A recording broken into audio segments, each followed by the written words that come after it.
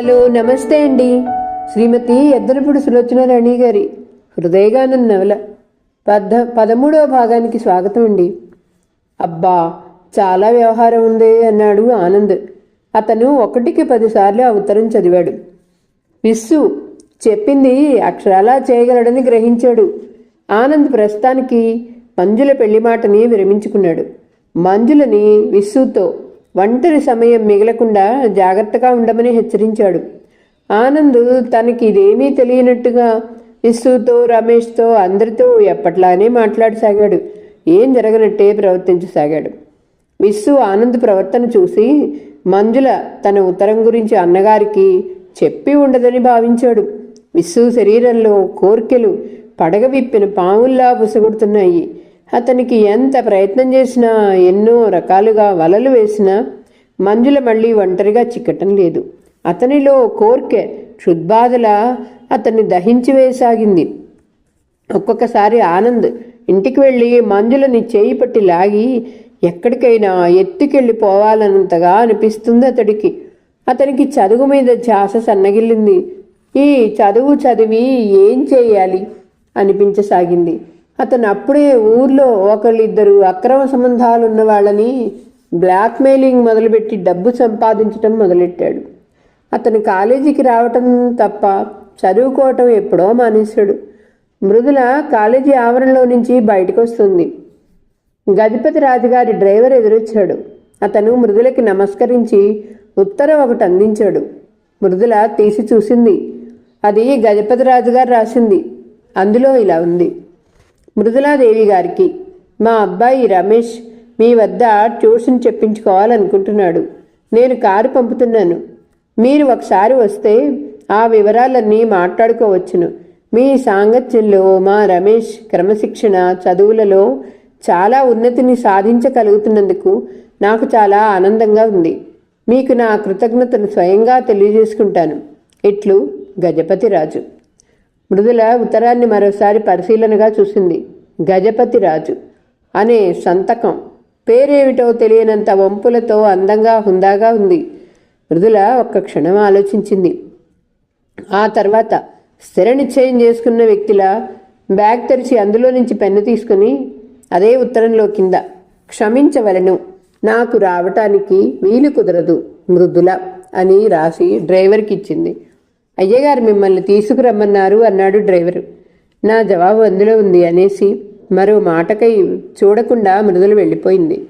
Driver ఒక్క క్షణం చాలా ఆశ్చర్యంగా నడిచి వెళ్ళిపోతున్న ఆమె వైపే చూడసాగాడు.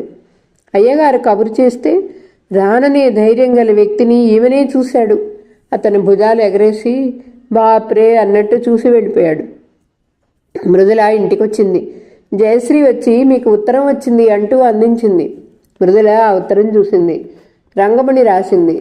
మృదుల ఇంట్లోకొచ్చి సోఫాలో కూర్చొని కవర్ చించింది. అందులో ఇలా ఉంది: ప్రియమైన మృదుల, నీవెలా ఉన్నావు? నేను కులాసా. నేను హైదరాబాద్ వచ్చి 4 రోజులైంది. ఈరోజే మీ ఇంటికి వెళ్ళాను. మీ అమ్మ, అన్నయ్య కనిపించారు. నువ్వు భవానీపురం వెళ్ళి జాయిన్ అయ్యావని చెప్పారు. మృదుల, నీకు నేను శుభవార్త తెలియజేస్తున్నాను. నాకు పెళ్ళి ఖాయమైంది. మాకు తెలిసిన బంధువే. 2వ పెళ్ళతను. పేరుకి 2వ పెళ్ళే గాని వయసు చిన్నదే. పెళ్ళైన మొదటి సంవత్సరంలోనే భార్య పోయిందిట. 2 పిల్లలున్నారు. అతను నన్ను పెళ్లి చేసుకోవటానికి అంగీకరించాడు. కానీ ఒక షరతు పెట్టాడు. నేను ఉద్యోగం రిజైన్ చేయాలట. అదేం భాగ్యం! రోగి పాలే కోరాడు, వైద్యుడు పాలే కోరాడు అన్నట్టుగా ఉంది. హాయిగా ఇల్లు చూసుకుంటూ కూర్చోమంటే అంతకంటే ఆనందం ఇంకేం ఉండదనిపిస్తుంది నాకు. కాస్త ఉదయమే లేచి 10 గంటల వరకు శ్రమపడి భర్తను, పిల్లల్ని స్కూలుకు పంపిస్తే సాయంత్రం వరకు ఆ రోజంతా గృహిణిదే కదా. ఉద్యోగం చేయాలంటే శ్రమకి ఓర్చుకోవటమే కాదు, బయట ఎంతమందితోనూ ఎన్నో రకాల ఇబ్బందులు పడాలి. బాధంతా మగాడే పడగలడు. సున్నితమైన స్త్రీ మనసుకి అది చాలా బాధే అనుకుంటా. నేను ఆనందంగా ఈ పెళ్లికి ఒప్పుకున్నాను. వచ్చే నెలే పెళ్ళి. పెళ్ళైన మర్నాడే నేను బొంబాయి వెళ్ళిపోతాను. అక్కడ అతనికి ఫ్లాట్ ఉందిట, కారు కూడా ఉంది. నెలకి 5,000 జీతం. అతను నాలాంటి కాస్త వయసు గల యువతిని ఎందుకు ఎన్నుకున్నాడో నాకు తెలుసు. అతని పిల్లల క్షేమం కోసం మనసు విప్పి చెప్పేశాడు. మా ఇద్దరి ఆలోచనలు కలిశాయి. మాకేమీ జీవితం పట్ల రొమాంటిక్ థాట్స్ లేవు. ప్రాక్టికల్గా బతికి సుఖంగా గడిస్తే చాలు. నేను ఈరోజే నా రాజీనామాని పంపిస్తున్నాను. ఈ పెళ్లి కుదిరినందుకు నాకు అన్ని విధాలా చాలా సంతోషంగానే ఉంది. ఒక్క విషయంలో తప్ప. అదేమిటంటే నీకు దూరం కావటం. మృదులా, నీలో ఒక విచిత్రమైన ఆకర్షణ ఉంది సుమా. వయోవృద్ధు అనే వయసు భేదం కానీ స్త్రీ పురుష విచక్షణ కానీ లేకుండా అందరికీ ఆత్మీయురాలు అయిపోతావు. నీతో పరిచయమైన ప్రతి ఒక్కరికి నీలో ఒక మంచి స్నేహితురాలను చూసే అదృష్టం లభిస్తుంది. అది నీ వ్యక్తిత్వ మహత్యం అనుకుంటాను. ఇది అందరికీ సాధ్యం కాదు. నన్ను గుర్తుంచుకుంటావుగా. నీతో కలిసి గడిపినవి కొద్ది రోజులే అయినా అవి నా జీవితంలో మరపురాని రోజులే అనుకుంటాను. పెళ్లికి శుభలేఖ పంపిస్తాను. తప్పక వస్తావు కదూ. అక్కడ భ్రవరాంబని, శారదని, మిగతా అందరినీ అడిగానని చెప్పు. వాళ్ళందరికీ శుభలేఖలు పంపిస్తాను. మృదుల అన్నట్టు చెప్పటం మర్చిపోయాను. నేను సెలవుల్లో బెంగళూరు వెళ్ళాను. అక్కడ మా పిన్ని కూతురు డెలివరీ అయితే చూడటానికి వెళ్ళాను. ఆ నర్సింగ్ హోంలో పనిచేసే లేడీ డాక్టర్ నా స్నేహితురాలే. అక్కడ ఒక సంఘటన జరిగింది. మన లెక్చరర్ ఆనంద్ గారి చెల్లెలు మంజులు లేదు, ఆ అమ్మాయి బెడ్ మీద ఉంది. పక్కన ఆయన భార్య మాధవ్ ఉంది. ఆ అమ్మాయికి అబార్షన్ చేయించారట. హైదరాబాద్ అయితే ఎవరికైనా తెలుస్తుందని ఇక్కడికి తీసుకొచ్చారట. నేను ఇదేం తెలియక ఆ అమ్మాయి నా స్టూడెంటే, నేను వెళ్ళి చూస్తాను అంటే లేడీ డాక్టర్ నా చేయి పట్టి ఈ రహస్యం చెప్పింది. వాళ్ళు ఎవరూ చూడటానికి ఇష్టపడరట. వాళ్ళ రాక గోప్యంగా ఉంచాలని తాపత్రయపడుతున్నారట. నువ్వు ఈ విషయం ఎక్కడా అనుకుసుమా, కొంపలంటుకుంటాయి. చూసావా, ఈ ఆడపిల్లలు స్వతంత్రం అని తిరుగుతూ ఎలాంటి ఆపదల్లో చిక్కుకుంటారు. వీళ్ళ దురుసుదనం డ్రెస్సుల వరకు, మాటల వరకే. ఇలాంటి సంఘటనలు జరిగి జీవితాలు పాడవకుండా జాగ్రత్త పడటంలో ఏ మాత్రంలో ఉండదు.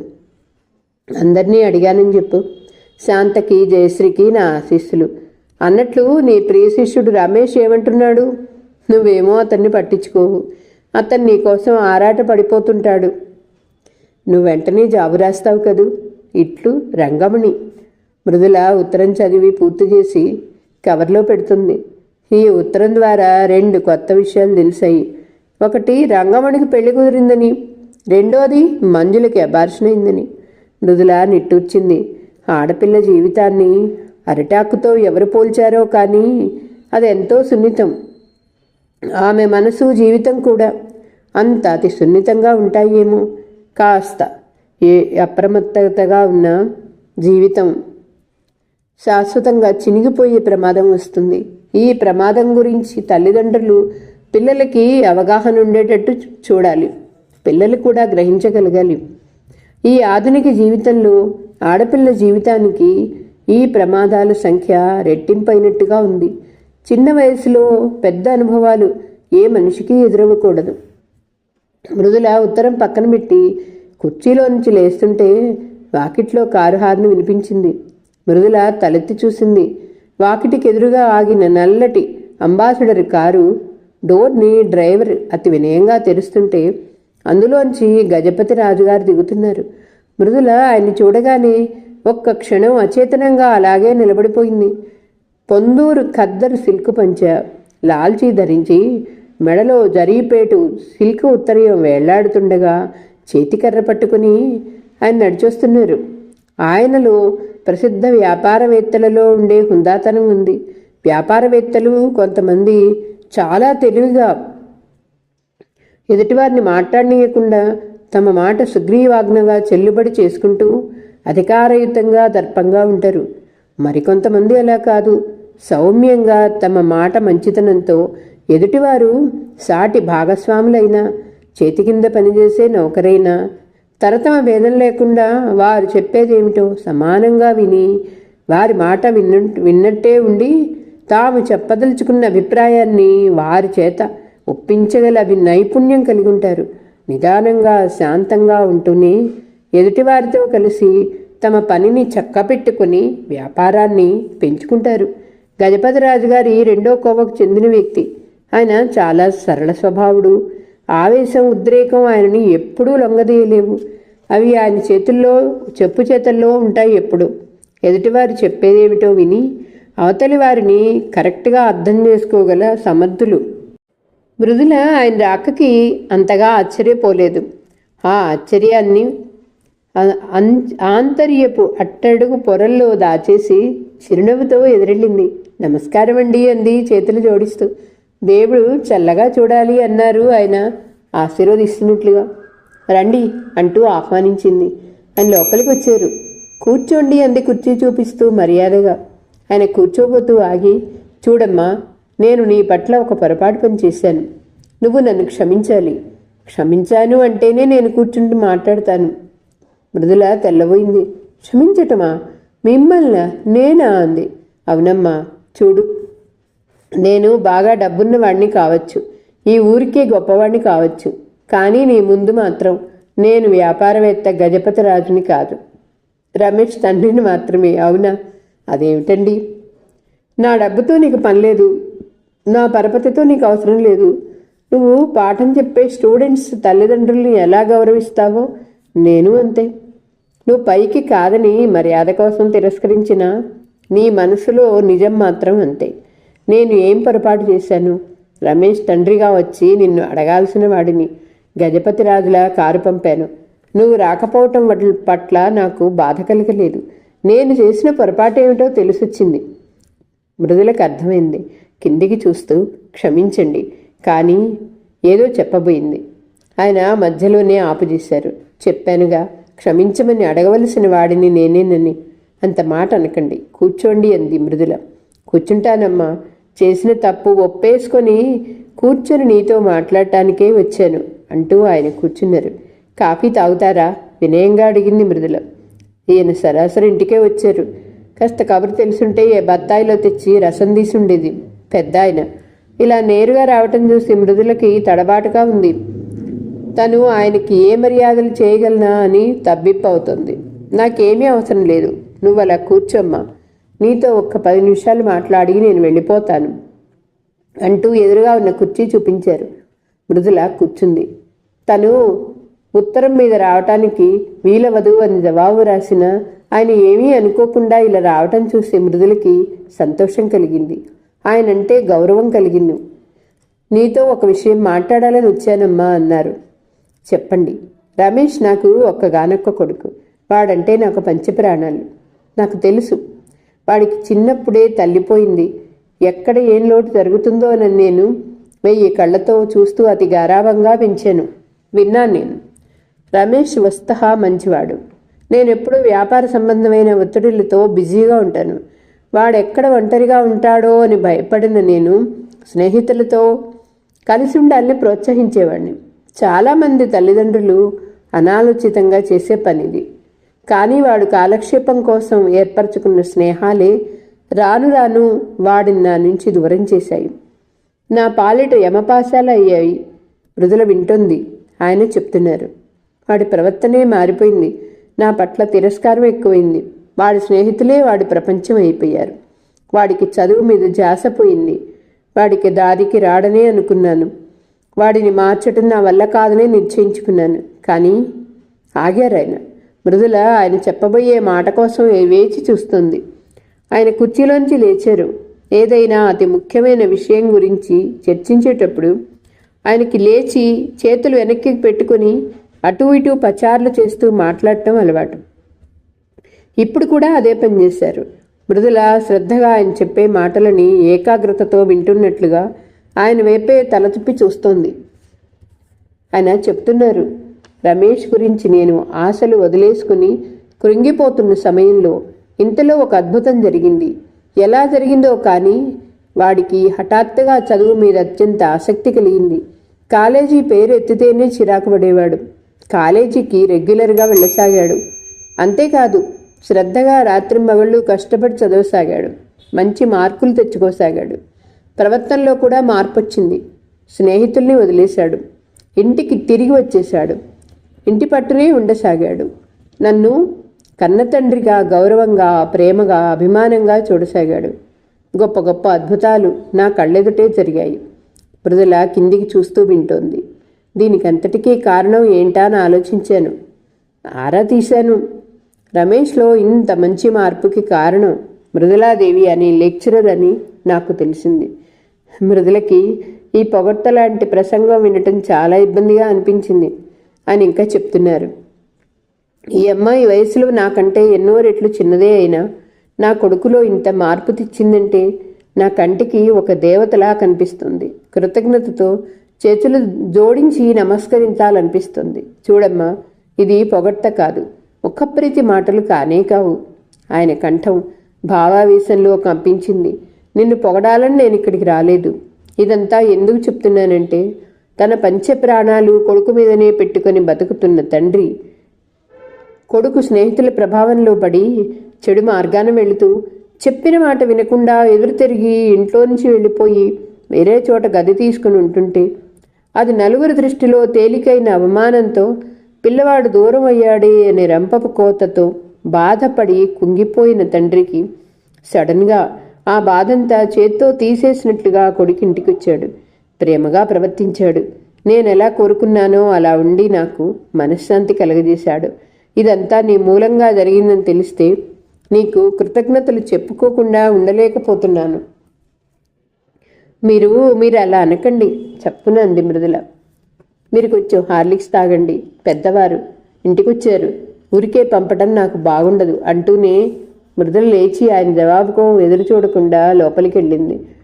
హార్లిక్స్ కలుపుతుంటే మృదుల మనసుకి ఎంతో సంతోషంగా ఎంతో హాయిగా అనిపించసాగింది. అది ఒక అనిర్వచనీయమైన ఆనందం. మనం ప్రతిఫలాపేక్ష లేకుండా ఎదుటివారికి ఒక మంచి పని చేసినప్పుడు వారు అది గుర్తించి గౌరవిస్తుంటే కలిగే ఆనందం. ఈ ఆనందానికి ఇంకేదీ సాటిరాదనిపిస్తుంది. మృదుల ఇంతవరకు గజపతిరాజు గారి గురించి వినటమే జరిగింది. ఇప్పుడు స్వయంగా ఆయన్ని చూసింది.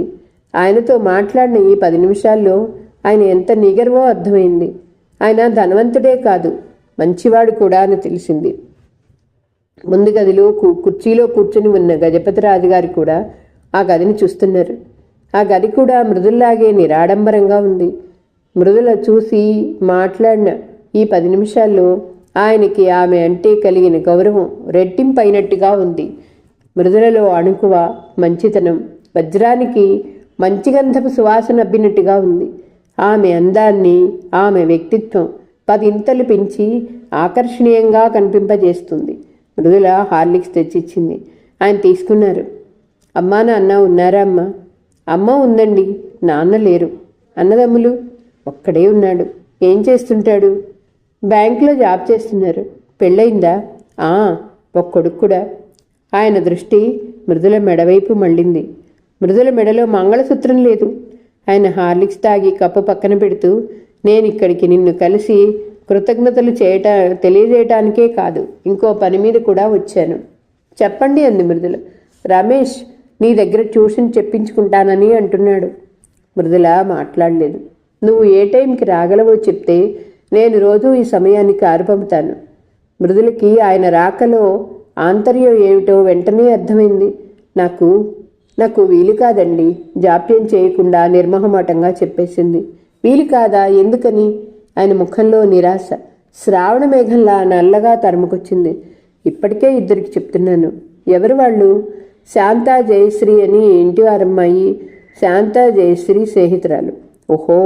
ఆయన వెనక్కి అనుకొని కూర్చుంటూ, వాళ్ళు ఎంత ఇస్తారు అన్నారు.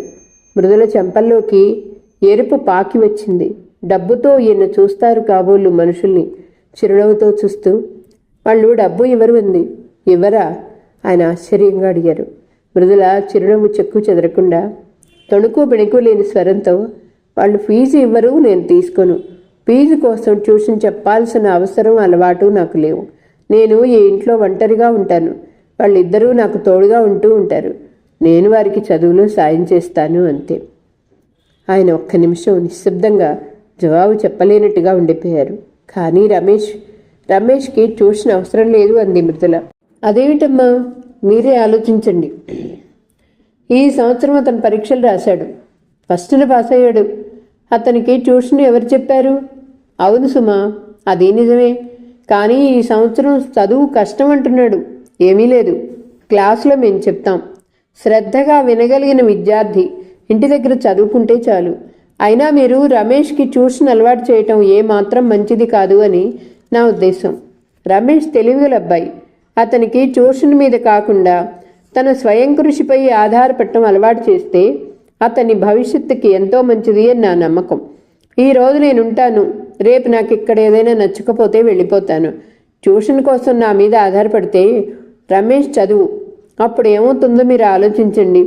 నాకైతే రమేష్ తానంతట తాను చదువుకోవటం వల్లనే ఎక్కువ శ్రద్ధ కనపరచటం మంచిది అనిపిస్తుంది. దానివల్ల ఏకాగ్రత వస్తుంది, సామర్థ్యం పెరుగుతుంది.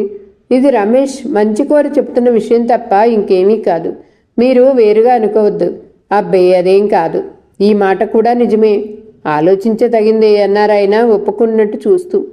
మృదుల తను అడిగిన వెంటనే ట్యూషన్ చెప్పడానికి ఒప్పుకోకుండా రమేష్ వైపు ఆలోచించి తనకు సలహా చెప్పటం ఆయనకి చాలా నచ్చింది. ఆమె మంచితనానికి, సౌజన్యానికి ఆయన ముగ్ధుడయ్యాడు. సరే వెళ్ళొస్తానమ్మా అంటూ లేచారు. నమస్కారం అండి, ఈ రూపంగానైనా మీరు మా ఇంటికి వచ్చారు, చాలా సంతోషంగా ఉంది అంది. నిన్ను ఇలా కలుసుకోవటం కూడా నాకు చాలా ఆనందంగా ఉంది అన్నారు ఆయన. ఆయన మాటల్లో కాస్త కూడా అతిశయోక్తి లేదు. ఆ ప్రశంస అక్షరాలా నిజం అన్నట్లుగా ఉంది. మృదుల ఆయన్ని సాగనంపడానికి కారు వరకు వచ్చింది. ఆయన కారులో కూర్చోగానే 2 చేతులు జోడించి నమస్కారం చేసింది. కారు కదిలింది. గజపతిరాజు గారికి వెళ్తుంటే తను వచ్చిన పని కాలేదన్న బాధ కలగలేదు. ఒక మంచి వ్యక్తిని కలిసి మాట్లాడిన తృప్తి కలిగింది. మృదుల చెప్పిన మాట వాస్తవమే. రమేష్ తన చదువులో తన స్వయం కృషిని పెంపొందించుకోవాలి. ఆ సలహా ఆయనకి బాగా నచ్చింది. కారు వెళ్ళిపోగానే మృదుల గజపతిరాజు గారిని పంపి లోపలికి వచ్చింది. రమేష్కి ట్యూషన్ చెప్పను అని జవాబు చెప్పటం అనేది నేను సరైన నిర్ణయమే చేశాను అని తనలో తాను అనుకోసాగింది. మృదుల లోపలికి వచ్చి మంచంపై కూర్చుంది. రమేష్ అంటే మృదులకి అభిమానమే. అతనికి చదువులో సాయం చేయటం అనేది అత్యంత ఇష్టమైన విషయమే. కానీ తను తిరస్కరించింది. ఎందుకు? మృదులకి ఆ రోజు తను ఊరి నుంచి వచ్చిన రోజునే రమేష్ ప్రవర్తన, ఆ చొరవ పదే పదే గుర్తుకొస్తుంది. ఎందుకో గానీ ఆ విషయం మర్చిపోలేకపోతుంది. రమేష్ తన చేతులు పట్టుకోవటం, ఆ స్పర్శలో పరవళ్ళు తొక్కుతున్న ఉద్రేకం మృదుల మనసు బానే పసిగట్టింది. రమేష్లో తను ఆశించింది, కోరుకునేది అతని చదువు, మంచి ప్రవర్తన. అంతేగాని అతనితో శృంగారం కాదు, హద్దు మీరిన అనుభవం కాదు. మృదుల రమేష్ హద్దులు మీరుతున్నట్టు గ్రహించింది. దానికి గిరిగేయటానికి నిశ్చయించుకుంది. అందుకే అతనికి కాస్త దూరంగానే ఉండటానికి నిర్ణయించింది. అందుకే స్వయంగా పెద్దవారైన గజపతిరాజు గారే స్వయంగా వచ్చి అడిగినా తిరస్కరించింది. తను చేసిన ఈ నిర్ణయం సరైందేనని గాఢంగా అనిపించింది. గజపతిరాజు గారు ఆగ్రహపడలేదు, తనను అర్థం చేసుకున్నారు. అదే 10,000 అనిపించింది. రమేష్ది తెలిసి తెలియనితనం. అతని వయసు పందెపు గుర్రంలా పరవళ్ళు తొక్కుతుంది. దానికి ఉచితానుచితాలు తెలియకపోవటం సహజమే. రమేష్ అంటే తనకు అభిమానమే. కానీ ఆ అభిమానం వల్ల అతనికి ఉపకారం జరగాలి, కానీ అపకారం జరగకూడదు. మృదుల గాఢంగా కోరుకుందదే. మృదుల తలంటి పోసుకున్న జుట్టుని చిక్కు తీసుకొని జడ వేసుకుంటుంది. శాంత, జయశ్రీ వచ్చారు. శాంత ట్రేలో కొత్త చీర, జాకెట్ గుడ్డ, పూలు తెచ్చి బొట్టు పెట్టి ఇచ్చింది. Wish you A happy birthday అంది. జయశ్రీ నవ్వుతూ, బాగుంది, మన సాంప్రదాయం ప్రకారం బొట్టు పెట్టడం, ఇంగ్లీష్ సాంప్రదాయంగా హ్యాపీ బర్త్డే అనటం రెండూ కలిపేసింది శాంత. మేడం, నేను తెలుగులో చెప్తాను, మీకు నా జన్మదిన శుభాకాంక్షలు అంటూ చిద్రీ వర్కున్న టేబుల్ లైట్ ఇచ్చింది. శాంత, జయ, ఏమిటిదంతా అంది మృదుల. ఈరోజు మృదుల పుట్టినరోజు. 10 రోజుల కిందట పోస్ట్లో మృదుల పేరిట పెద్ద రిజిస్టర్ ప్యాకెట్ వచ్చింది. అప్పుడు శాంత, జయశ్రీ కూడా అక్కడే ఉన్నారు. పోస్ట్ మ్యాన్ అందిస్తున్న ఆ ప్యాకెట్ని కుతూహలంగా చూశారు. మృదుల విప్పి చూసింది. అందులో ఆకుపచ్చ కాశ్మీర్ సిల్క్ ప్రింటెడ్ చీర, మ్యాచింగ్ జాకెట్ ఉన్నాయి. పుట్టినరోజు నాడు కట్టుకుని మమ్మల్ని గుర్తు చేసుకో అమ్మ, వదిన, అన్నయ్య అని ఉంది. మీ పుట్టినరోజు ఎప్పుడు మేడం? వచ్చే 12వ తేదీ. ప్యాకెట్ పక్కన పెడుతూ అంది. 12వ తేదీయా? అంటే శుక్రవారం అయింది. శాంత క్యాలెండర్ చూస్తూ అంది. అయితే మనం పెద్దగా పార్టీ చేసుకుందాం. భ్రమరాంబ, శారద మేడమ్స్ అందరినీ పిలిచి గ్రాండ్గా టీ పార్టీ ఇద్దామంది జయశ్రీ చాలా ఉత్సాహంగా. నేను ఇల్లంతా రంగురంగుల కాగితాల తోరణాలు అంటించి బెలూన్స్ వేలాడదీస్తాను, శాంత ఆనందంగా అంది. ఏమీ వద్దు, నాకు ఇష్టం ఉండదు, మృదుల వారిస్తున్నట్టుగా చూసింది. ఎన్నడూ లేనిది ఆమె కళ్ళల్లో చిరు ఆగ్రహం చూసి వాళ్ళిద్దరూ గతుక్కుమన్నారు. అదేంటి మేడం, పుట్టినరోజంటే ఎవరికైనా ఇష్టంగానే ఉంటుంది, దాన్ని మనం ఘనంగా జరుపుకోవాలి అంది జయశ్రీ. మృదుల కళ్ళు శూన్యంలోకి పరధ్యాసగా చూస్తున్నాయి. తగ్గు స్వరంతో అంది. అవును జయ, ఒకప్పుడు నేను కూడా అలాగే అనుకునేదాన్ని. పుట్టినరోజు ఏడాది మొత్తంలో జరిగే రోజుల్లో ఒక ప్రత్యేకమైన దినంగా భావించేదాన్ని. అలాంటి భావన తెప్పించేవాడు ఒక వ్యక్తి. అతనితో పాటే నా అన్ని సరదాలు వెళ్ళిపోయాయి. తగ్గు స్వరంతో తనకు తానే చెప్పుకుంటున్నట్టుగా అంటున్న మృదుల కళ్ళల్లో తడి కనిపిస్తుంది. శాంతా జయశ్రీ బిక్కమొహాలతో చూశారు. మృదులా మేడంని ఇంత బేలగా చూడటం వాళ్ళకిదే ప్రథమం. వాళ్ళకి ఎలాగో అనిపించింది. ఆ వ్యక్తి ఇప్పుడు లేరా మేడం, శాంత అడిగింది. మృదుల లేడు అన్నట్టు తలదిప్పింది. ఏమయ్యారు, జయశ్రీ అడిగింది. యాక్సిడెంట్లో పోయాడు అంది మృదుల. అయ్యో, శాంతా జయశ్రీ ముఖాలు చూసుకున్నారు. అప్పటి నుంచి బర్త్డే మాటే మర్చిపోయాను. ఆ రోజుకి మిగతా రోజులకి నాకు భేదమే లేకుండా పోయింది అంది మృదుల. అయితే మనం ఈ బర్త్డే చేసుకోవటం లేదా అంది శాంత. మృదుల ఈ లోకంలోకి వచ్చినట్టుగా ఉలికిపాటుగా చూసింది. ఒక్క నిమిషం శాంతని తదేకంగా చూసింది. తర్వాత శాంత బుగ్గగిల్లి ఆపేక్షగా చూస్తూ లేదు అంది. శాంత జయశ్రీల ముఖాలు ఈ మాట వినగానే చాలా నిరుత్సాహంగా అయినారు.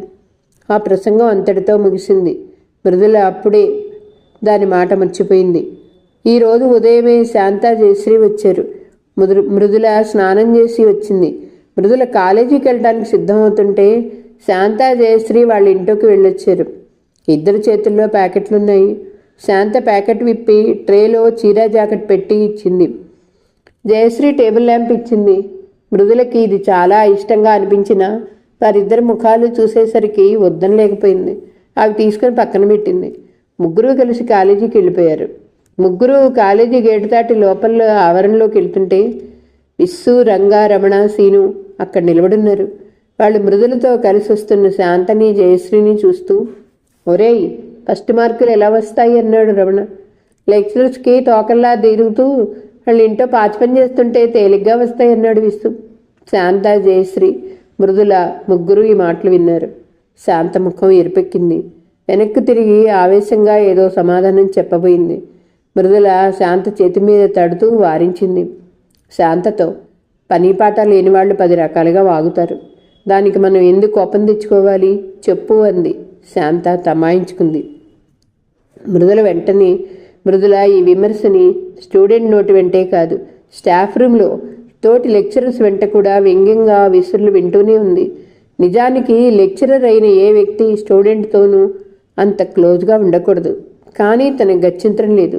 శాంత జయశ్రీ తనకి తోడుగా ఉన్నంత మాత్రాన వీళ్ళకి ఏనాడు మార్కులు ఎక్కువేయలేదు. వాళ్ళ పేపర్లని ఇంకా నిశ్చితంగా దిద్దుతుంది. ఈరోజు కథ ఇంతటితో సమాప్తమండి.